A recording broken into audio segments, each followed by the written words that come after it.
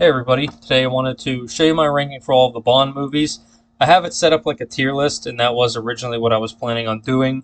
But I wanted to take my time, rank them all from 1 to 26, because I did include Never Say Never Again, and kind of start from 26 to work my way all the way up and tell you why they are where they are, and why, maybe they're at number 17 or number 3 or whatever. I'm going to start at the bottom tier and work my way up. I just did a fresh watch of all these movies, and the last one I had to watch was Diamonds Are Forever. So, yeah, I just finished yesterday, and I wanted to do this list. So, we're starting off with the bottom list, which is I admit killing you would be a pleasure, or I don't want to watch it again anytime soon. Um, so, at number 26 is On Her Majesty's Secret Service. A lot of people really love this movie, and there are things to like in it, but overall, I just find this one to be the least Bond-like in the entire series. To go from Connery to Lazenby, it just doesn't feel right. And then to give Lazenby the serious moment of losing his love, which is Tracy. I never really buy him as Bond, and if I don't buy him as Bond, it doesn't feel like I'm supposed to feel the weight of Bond losing his love. So for me, that is really the only part of the movie that everyone seems to talk about. And if I don't like buy into that, there's really nothing in this movie that I really find that interesting. Um, a lot of the movie's slow. I find it very hard to sit through. I don't find it bad. I don't find any of these movies bad because this is my favorite movie series. But I do find this one, for me personally, to be the hardest to watch, just because I never buy Lazenby as Bond, and if that's that's the major thing that we're there for, see Bond, and if I can't see that, then I'm kind of not sold on the whole movie. So, um, yeah, that is how I feel about that one. So at number 26 would be On Her Majesty's Secret Service. At number 25 would be Diamonds Are Forever. Like I said, this was the recent one I just finished watching last night. Um, a lot of it, honestly, is like kind of silly. It's got its moments. I like a lot of the moments with Mr. Wint and Mr. Kidd. I still think that holds up.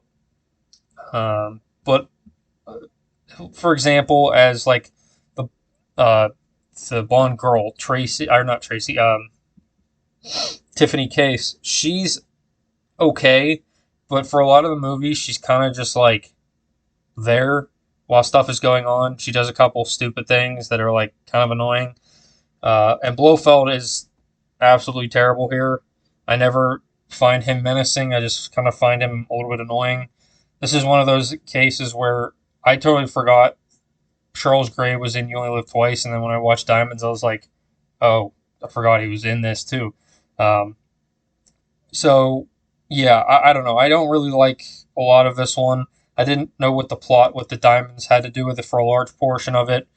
There are some moments I do find kind of fun, and I really like the song "Diamonds Are Forever" by Shirley Bassey. Um, but overall, I do feel like the movie is kind of weak compared to, especially to Connery's other ones. So next is "You Only Live Twice." It's really not that bad, and I would probably consider moving it up. But I kind of wanted to put these each into tiers, um, in an even number. If you're actually watching and not just listening, you can see that the top two tiers are five. There's five movies in each, and then it's four, four, four, and then four on the bottom. So I kind of wanted to keep it that way. But if you were to tell me, like, to move to somewhere, I'd probably move these next two up. But I'm kind of on the fence either way. So I was like, okay, we'll just keep it like this. You Only Live Twice has a few moments that I actually do find fun towards the end and the beginning, but I don't like a lot of the movie. I find it kind of just like I don't really like the whole Bond in Japan and Bond with ninjas thing. It just kind of doesn't seem to work for me. Um, I think what makes the movie fun to watch is once you get Bond and Blofeld together. That's probably the best part of the movie, and the whole part where uh, he first comes face to face with them, and then he says, "I thought you had died," And Bond says, "Yes, this is my second life." And he says, "You only live twice, Mr. Bond." I like that line a lot, and it's probably the most memorable moment of the movie. But a lot of that movie, if you take the ideas that they have from, they put into like Austin Powers. They've taken the volcano base and the look of him from Blofeld in that movie, but there's a lot else in that movie that they I'm glad they didn't take. So, a lot of it I guess did have inspiration on Austin Powers, but I don't think a lot of it works. So personally, for me, it's at number 24.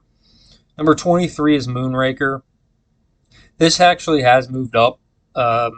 This most recent viewing of the Roger Moore movies, I've kind of learned to embrace the movies kind of comedic side a lot more than I used to.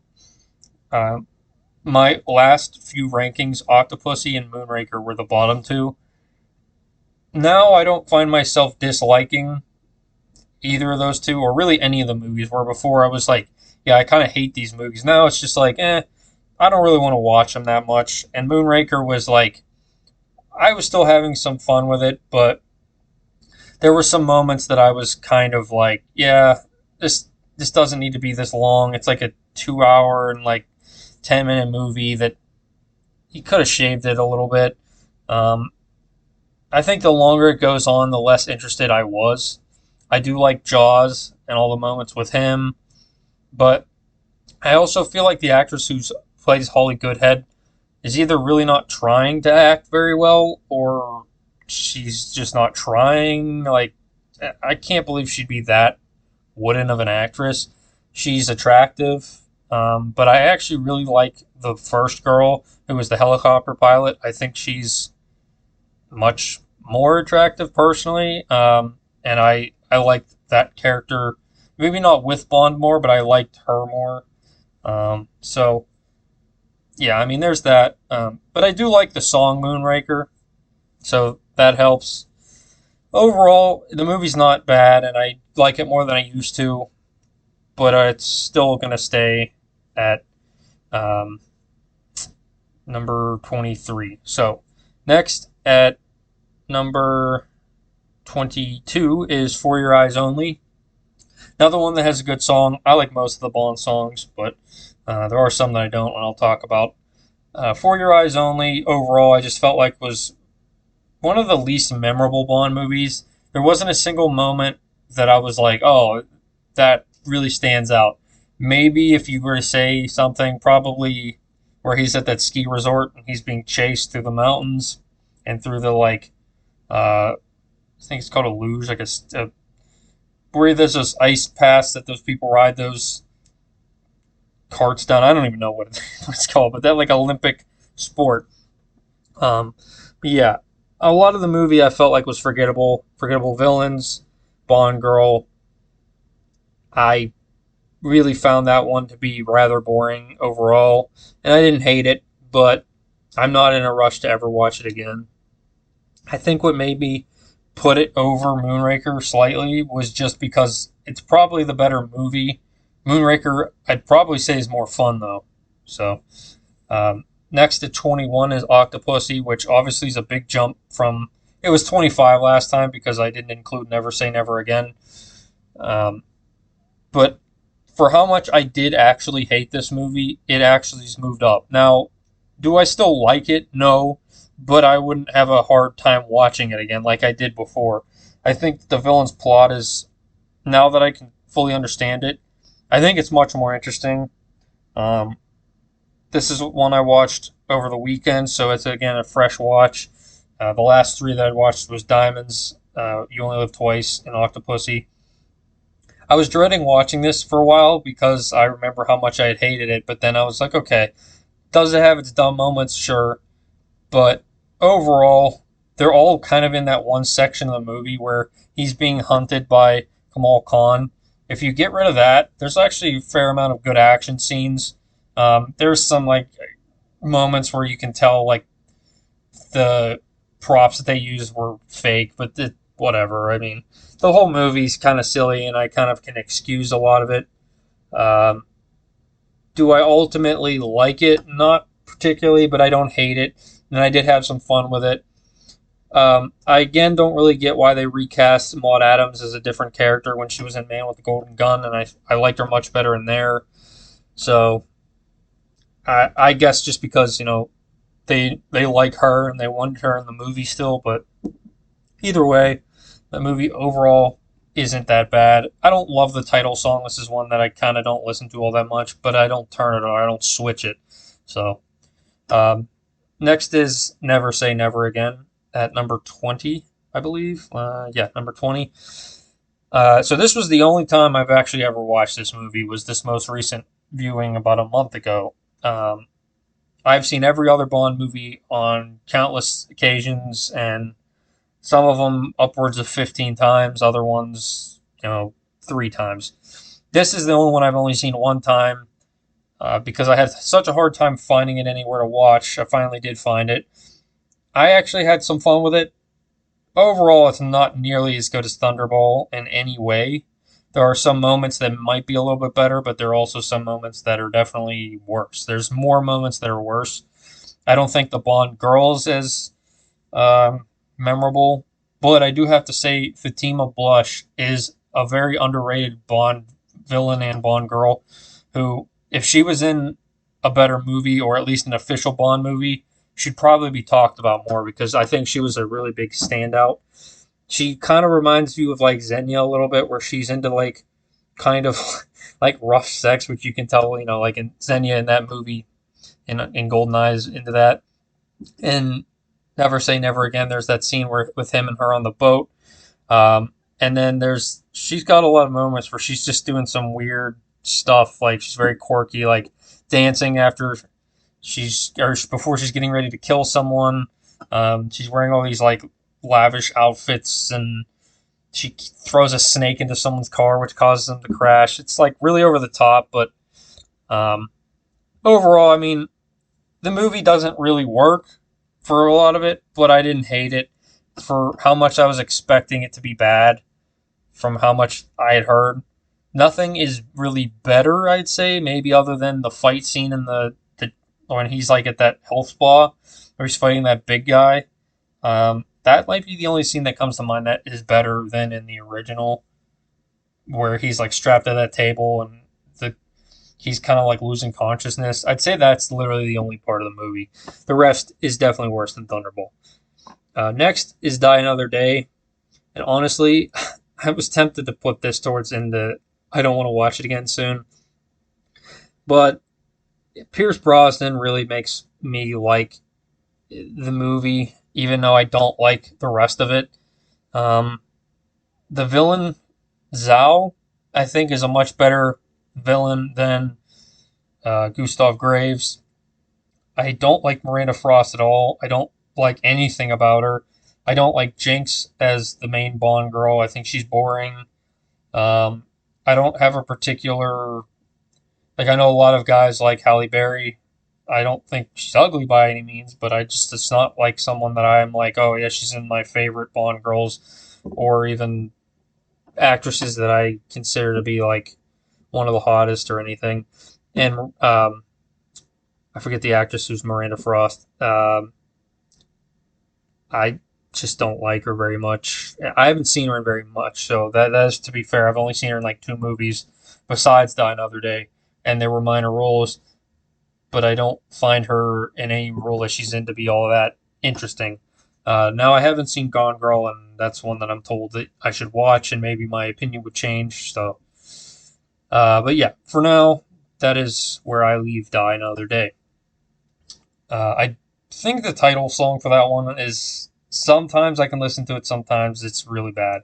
The movie as a whole, I feel like they tried too hard to make it 2000s. Like it's definitely from that era where it's like we have all this new CGI technology and they go too far with it, and a lot of it doesn't work. So, yeah, I wanted to mention that before I moved on. But next is at number 18, No Time to Die, and this is significantly dropped. When I first saw this in theaters, this was probably in my top 10. Every time I've watched it, it's dropped, and everything that I don't like about it really stands out because it's just so important. So we'll start off with the major thing. This is the movie that's going to be talked about. It's not for all its good qualities, but this is the movie that is going to be the one that, oh, that's the one where Bond dies. I don't like that. I get that they have this kind of flowing arc over Daniel Craig's movies. I really don't like that personally. I like it maybe for the first two or three, but then the last two, it really gets old and the writing falls apart when you have different writers, different directors. By Spectre and by No Time to Die, it really kind of falls apart. I never really bought Madeline Swan as the next love interest after Vesper. I'm not saying she's like a bad character or even poorly acted, but she's a little bit plain, and I just don't see why they fell in love, but I get why Bond and Vesper did. Um, so how I feel about No Time to Die and Spectre are kind of similar, but Spectre started the problem, and kind of No Time to Die finished it and just made it worse. So uh, there are some other things I don't like about No Time to Die. They try too hard to kind of appease to a lot of political agendas that are kind of unnecessary. Um, I don't see the need to do it, and I'm not saying it ruins it, but it stands out, and I don't get it. I won't mention them, but you'll know what they are if, you know, it's noticeable. I just feel like if you've got a character written a certain way, kind of a sudden adjustment doesn't make a whole lot of sense. And then if you've got a character trying to replace another one, don't be so obvious as to why you're doing it. So yeah, I'll just leave it at that. That is why No Time to Die is kind of low, is mainly because they kill off Bond. After four movies, technically, at the fifth, you have him finally try and find happiness, and he has a daughter, and then you just kill him anyway. And he doesn't even try and figure out a way to, like, save himself. Like, he says, oh, there's no way to get this out of your blood, those microchips or microbots or whatever. And it's like, well, you never tried. Like, do some testing or something. Like, don't just give up. Like, I don't know. I felt like that was a little bit just like, all right, well, we want to kill Bond, so we'll make it so there's no way that he can possibly live. And it's like, I mean, he didn't even try. So for me, I felt like No Time to Die was just a little bit lazy. Spectre starts it where you have Blofeld and Bond as brothers, and I just thought that was really dumb. What really saves these movies is the action, but the writing for a lot of it is pretty terrible. The stunt work is great on all of the Craig movies, and I think that they all do a good job with that. But I'm kind of glad Craig's era is over, because these last two movies for me have been pretty big misses. So I'm not saying I hate them, because they have a lot of good in them, but what stands out as negative really stands out as negative. Next would be Quantum of Solace. I kind of feel these movies are all in a lump. I do feel like Quantum's problem, similar, is writing, but it's also just the movie is very poorly edited, and this plot is a little bit unclear at times. But I do feel like the movie doesn't do anything to upset me, whereas No Time to Die and Spectre seems to really just lean into some things that I just don't like. I don't know why in Spectre you feel the need to take an idea from Austin Powers and make it the main focal point, and then in No Time to Die you want to kill off the main character. I never liked that idea, so Quantum, while I think is probably technically the worst movie in terms of like production and all that and writing, I would much rather watch Quantum because it doesn't upset me in any way or do anything to make me like, well, that's dumb. So I think it's just kind of a poorly executed movie with some decent action that I can find enjoyment of, and not at any time do I watch it and I hate it. I'm just like, okay, sometimes I find it fun, sometimes I'm like, this is boring. So next is, what number is this? 16, I believe, is The Living Daylights. Yeah, I find this movie to be a lot of fun. Let me double check here. So 26, 25, 24, 3, 2, 1. Or wait, 2, 1, 20, 19, 18, 17, 16. Okay, so 15. So number 15 is The Living Daylights. A little bit past the halfway point, or a little bit almost to halfway, yes, I should say.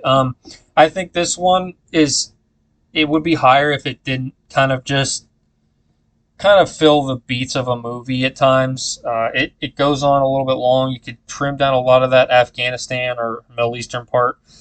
I think it starts off really strong for a long portion of it, and then it slows down. And I find the villains to be very forgetful. The Bond girl is fine. She's not like bad by any means, but I don't really think of her all that much. I think the movie's good, and I overall enjoy it a lot, but it's not one that I like to visit often. So I would probably much rather watch it over Spectre and No Time to Die because it doesn't do anything outrageous. It's just kind of, it feels like they played it a little bit too safe at times, and they didn't make it as fun as it could have. But one thing I also wanted to mention, because I haven't mentioned it since Die Another Day, I do like the title song for No Time to Die and Spectre quite a lot. I hate the title song of Quantum of Solace. The Shirley Bassey theme that didn't get used was much better. No Good About Goodbyes is so much better, and that's one of the best Bond songs there would have been, but they used that crappy Alicia Keys and Jack White song. And Living Daylights is also good, the song. So next, at number 14, which is the biggest jump, this used to be down at the bottom, or towards the bottom at least, is Man with the Golden Gun. The two times I had watched this in the past, I found it to be a little bit slow, and I found it dragged at times. This time I really took my time, watched it, enjoyed myself a lot, found the villains to be just as enjoyable as always, and everything that I didn't particularly like didn't bother me. I don't love the setting for a lot of it, but it doesn't ruin it. And I find Roger Moore and Maud Adams to be much more interesting in this one than Octopussy. The Bond girl in this one, who I'm forgetting her name. I knew I would do it because I'm bad at remembering names on the spot. She's one of the more annoying Bond girls, but she's one of the easiest to look at. So, her real name, I want to say, is Brittany something. I'm very bad at, like I said, remembering names. But either way, yeah, the movie I found to be a lot more fun this time. Enjoyed myself quite a lot. And I liked the title song, Man with the Golden Gun, which I had actually really never listened to before.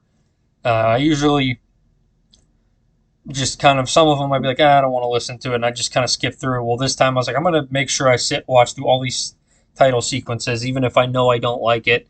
And this one was one that I really never listened to all that much, and I was like, oh, that one's pretty good. Next is Goldfinger at number 13. I'm sure a little bit low for some people.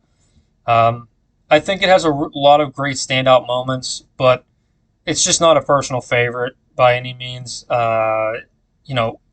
It's got like some of the most iconic moments in the series for sure.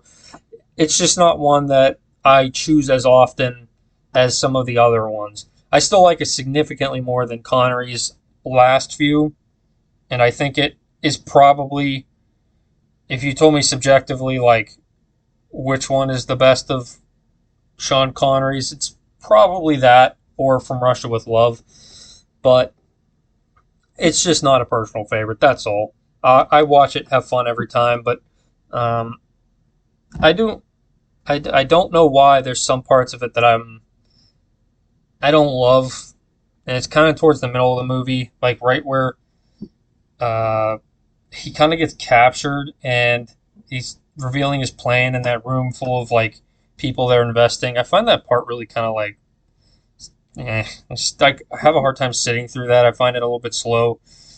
Other than that, though, honestly, the majority of this movie is really good, and I do like it.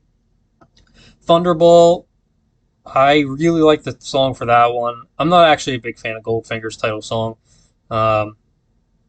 It's one of the ones I don't listen to that much. But Thunderball I really like, sung by Tom Jones. And the movie, while it does have too many underwater segments that go on too long, I think overall I like a lot. Domino is one of my favorite Bond girls. She's definitely one of the most easy to look at. And I think the villain's good enough. And so, yeah, I like Thunderball. I don't have very many complaints other than I do feel like there are scenes that go on a little bit too long when you get to the underwater moments. But Doctor No at number 11 is, I think, a really good way to start off the series, and I think it's fair to put it where it is. It's it doesn't like absolutely excel at anything, but it does start the series off in a really great way to kind of show you what is to come. Um, Connery, I think, really does a good job of introducing Bond in this one, and honestly, this may be where I feel like he's the most Bond and has the most fun playing Bond. If not here, then From Russia with Love. But as the movies go on, you can tell he starts to kind of not enjoy it as much. You get introduced to the first Bond girl in Honey Rider, the first villain in Doctor No. There's not much I have negative to say about it, other than there are some moments like every movie that maybe are a little bit slow, but it's necessary. So, uh, Doctor No is at number 11. So now we're into the top 10, and at number 10 is The Spy Who Loved Me. I really enjoy this one. I love the title song. This is where we get first introduced to Jaws, and it's most people's favorite Roger Moore movie. It's not mine, but it's third, and I do like it a lot. And I just recently saw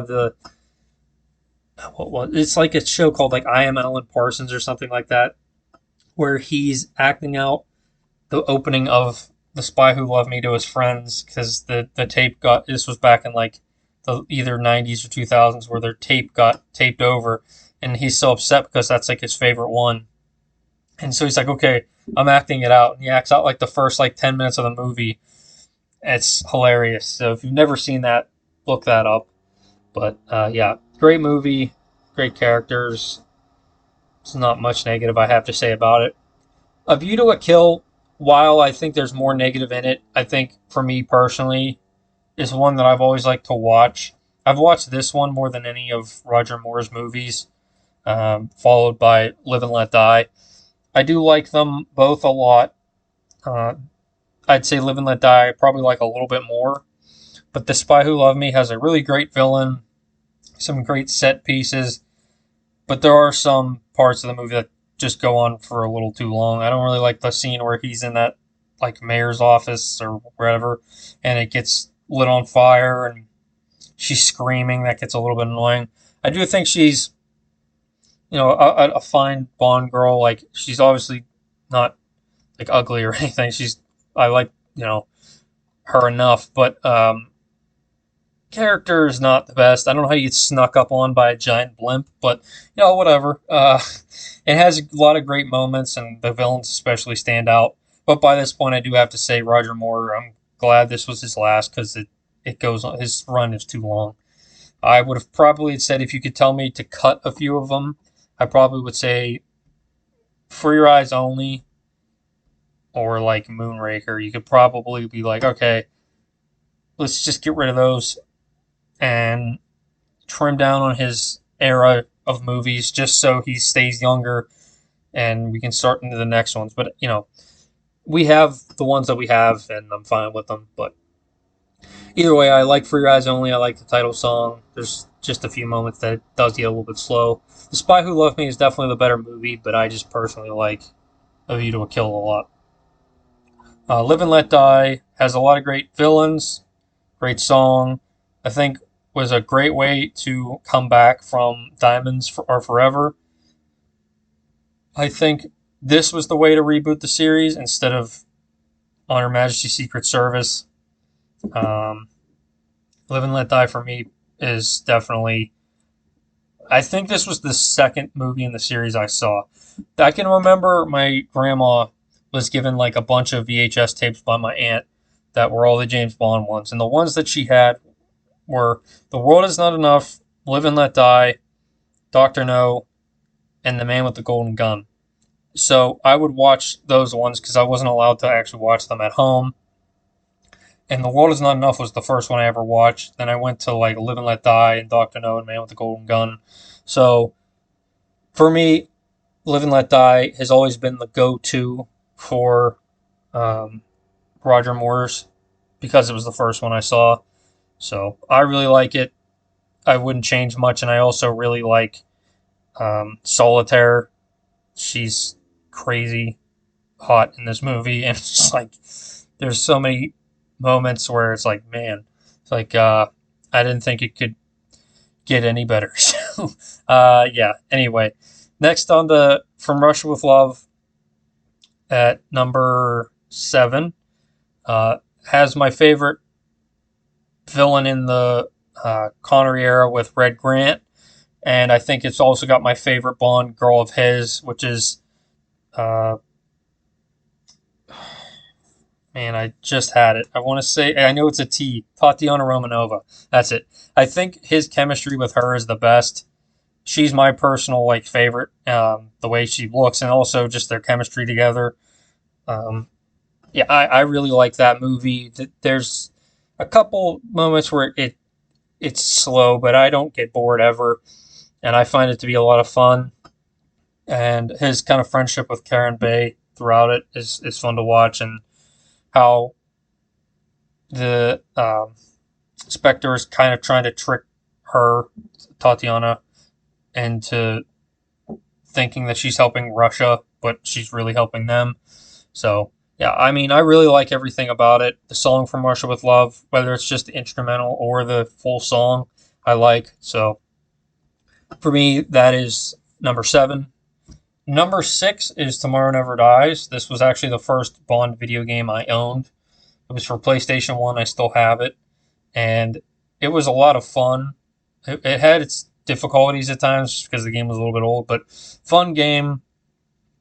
I do feel like the Bond girls aren't as memorable. Um, I'd probably say Wei Lin is a better character, and but I would have really liked to have seen the relationship between Paris and Bond, like how they knew each other more or something. Because you hear that they had a relationship, but you don't really know it all that well. But I do think that they chose well with the casting of both of them. I like them both. I just don't think they're all that memorable. The villain is a little bit forgettable, but the movie is filled with good action. The plot's interesting enough, and this was the second of the Pierce Brosnan era that I watched. I watch these movies all out of order, if you can tell. So that's why usually when I sit down and watch these, I'm just like, you know what, I'm just going to watch whatever one I feel like at the time. And Tomorrow Never Dies is the one that I have watched the most, I will say. I think I've seen it between 15 to 20 times. I'm like, it's a lot of times I've seen that movie. I know it very well, and I do enjoy it, but it is one that because I've watched it so much, I don't often watch anymore. But I do really like it. So now we're getting into the top 5 here with License to Kill. This one is very fun. It's got a lot of things that no other Bond movie has done, such as add like a ton of gore and like there's some really bloody moments. The villain and Bond have like a revenge plot, and yeah, I think it feels kind of. It doesn't feel like Bond for the first couple like I don't know, let's say the first 25 to 30 minutes. It doesn't feel much like a Bond movie. It starts to by the end, but it feels more of like a Miami Vice movie or something. But I do enjoy it. Franz Sanchez is a good villain, has a lot of good henchmen.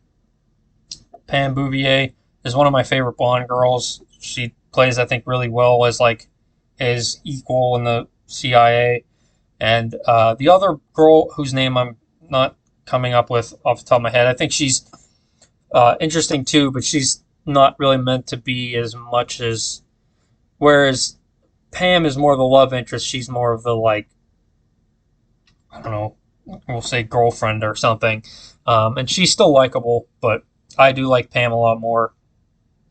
Yeah, there's not much I don't really find good about that movie. There's maybe a few moments here or there, but I can't really think of anything off the top of my head. The moments that stand out are the deaths, though. The guy that gets put in the pressure chamber, his head explodes. Dario, whenever he gets stuck into the cocaine grinder and gets chewed up. Yeah, I think that movie's really fun, and I think it's probably an easier watch than Casino Royale, which is at number 4, but I don't think it's quite as a good movie. So, Casino Royale at number 4. This was the first Craig one I watched. I, at this point, was watching Bond movies as much as I could on TV or something. I watched this one for the first time on TV and really liked a lot of it. I think it's the best rock song. It's not my personal favorite, but it's top 3 for sure. The World Is Not Enough, I kind of have to say, just everything about it I love is number 1, so I do have some favoritism towards that, but if you told me, like, other than, that, which is my favorite song, Chris Cornell's You Know My Name is probably my favorite, so. But the movie, I think, was a great way to reintroduce Bond, and other than there's kind of that middle section at the airport that slows down a little bit for me, which still is necessary to understand why Lashif is investing a bunch of money into a certain market or against a certain market, and then why he needs to win it at that high stakes casino game. Excuse me. Yeah, I do think it's all necessary, but it does slow down a little bit. But I do like the relationship between Bond and Vesper. The one true love interest that I fully get behind in the entire series. A lot of it I don't. The ones with Tracy and Bond were more just because Lazenby, but I do think Tracy is much better. And Madeline and Bond, I just don't get. I just don't see it. Whereas Vesper, you can tell he's got something for her, like the first time that he sees her, and it just progressively gets more and more, and like he's really convincing as falling in love with her, even to the point of when she betrays him, he really feels it. And I do think they carry that for too long, all the way to No Time to Die. And if they do use it, it's fine, but do you think they overuse it a tad? Still like it for this movie alone, and I don't have very many complaints really at all. So maybe other than the runtime can be a little long, but that's about it. I do feel like Quantum is a weak sequel, but excuse me, I didn't get much sleep. Quantum is a little bit of a weak sequel, but I still have an easier time watching that than Spectre and No Time to Die. So now we're getting into 3 that I consider just like absolutely perfect in every way. Title song, Bond actor, Bond characters. There's not much that I dislike in these movies. GoldenEye, I think, may be the best of these 3, but like I said, I do have a little bit of a preference towards the other ones. GoldenEye was actually the last of the 4 Pierce Brosnan movies that I watched. I've always liked it, but the more I've gotten older, there's some moments in there that have really stood out to me that I'm like, I really like. I like his relationship with Natalia, and Xenia is probably, for me, one of the most fun Bond girls to watch. Her just go absolutely nuts as the villain, for many reasons. Yeah, she's insane, but she's also hot doing it, and it's like, that would be a hard time saying no to that, and I still might not. It's like, yeah, I mean, the movie's fun. I love the title song, and the action's great. Pierce Brosnan's my favorite Bond. A great first outing for him, and I wouldn't change anything about it. Skyfall, pretty much same. There's nothing I would change, other than maybe everything they did after, how they kind of connect Skyfall's villain, Silva, to Blofeld. I hated that. But if you take Skyfall as the movie as it is, I think it's really good. My only complaint, which I did mention, was the way that the villain Silva dies. I think is very lame. I think it's one of the worst deaths in the entire series for how good of a villain he is. I love the deaths that are like over the top, like, or some elaborate way to kill someone, like in Live and Let Die. We get the guy who swallows the explosive pill, Kananga. World Is Not Enough. We get the nuclear rod shoved into his chest. GoldenEye, we get the giant satellite crashing on him. I feel like Skyfall his death, Silva's death, is just so boring. And like, it's if they wanted to go something similar, I think M should have been the one to kill him whenever she put the gun or he put the gun to their head. She should have had a gun in her pocket and like shot him in the stomach or the chest or something as like Bond was coming in, and it cuts to him and you hear the gunshot and you think for a split second he pulled the trigger, but then it cuts back and he like slumps over and falls, and she's still alive for a few more moments until she ultimately dies anyway. But regardless, Skyfall is a great movie. It's the first one I saw in theaters, and for a while it was my number one, but I had to eventually come back to my favorite because it's the first one I ever saw. I loved the movie. I loved the game I had as a kid for PlayStation 1. Love the song. Love the Bond girls. Elektra is, like, for me, just kind of the one that, man, I don't know, something about her. Like, between the beginning where she shows her innocence and then she shows her true self as this, what her feeling of betrayal from her mom, or I mean her dad, and M. I don't know why I said mom, but how she felt she was betrayed and she turns into this villain that she is. Everything about that is, I just like it, and Sophie Marceau is crazy beautiful to look at. So yeah, for me, that she is one of the best, if not my favorite Bond girl. It's really tough to say which one's my favorite because, you know, if we're going characters, are we going looks, are we going combination? What do we? Some people do one, some people do both. For me, I try and balance it.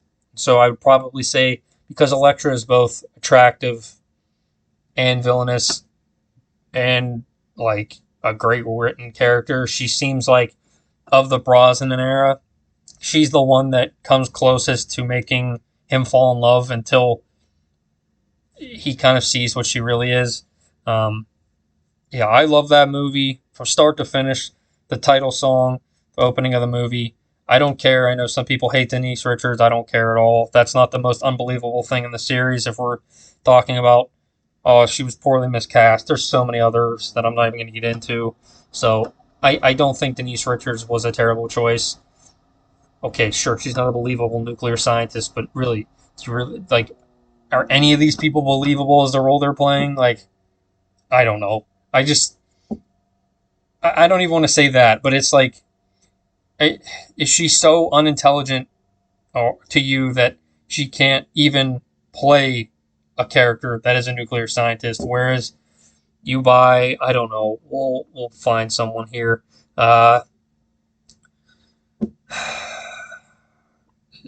Jinx and Miranda Frost in Die Another Day. Like, I don't buy them whatsoever. Um, and Moonraker, like, the acting from Holly Goodhead is just beyond terrible. Like, I don't think Christmas Jones is the worst character. Like, I've heard she's the worst character in the series. I've heard she's the worst Bond girl. I admit she's not great, but I don't think she's terrible in any way, and I still like the movie. She doesn't ruin anything. She doesn't really necessarily add anything, but I like her enough that I think that her scenes with Bond are fine, and I like them together. I don't think they have the best chemistry, whereas Elektra and him, I feel like, are much better. But regardless, I love The World Is Not Enough, and even though it has its flaws, I find everything about it great, and I haven't even technically mentioned Renard, who's the villain, who has a really great, like, physical trait about him.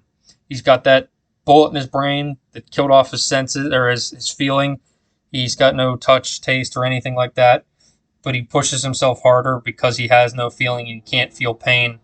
But at the same time, it's a weakness because he falls in love with Elektra, like she says. She's got a way of manipulating men to do whatever she wants for them. And she doesn't really seem to love Renard, but he really loves her. And it hurts him so much that he can't feel her touch. And it hurts him even more that Bond gives her what he can't. And you can tell at the end of the movie how much that really affects him. So, yeah, for me, I love that movie, and there's a lot to it that I love. And if you hate it, I'm not saying there's anything wrong with your opinion. I'm just saying, Dr. Christmas Jones isn't the most ridiculous thing, even though that name is ridiculous. But anyway, tell me your ranking. I know I did this tier list a little bit differently than I normally do, or most people do, but I wanted to start from my least favorite, work my way all the way up to one. And as of 2023, this is my ranking. If I do this again in a year or two, it could be completely different. So, thanks for watching. Love to hear your rankings, and I'll talk to you guys soon. Bye.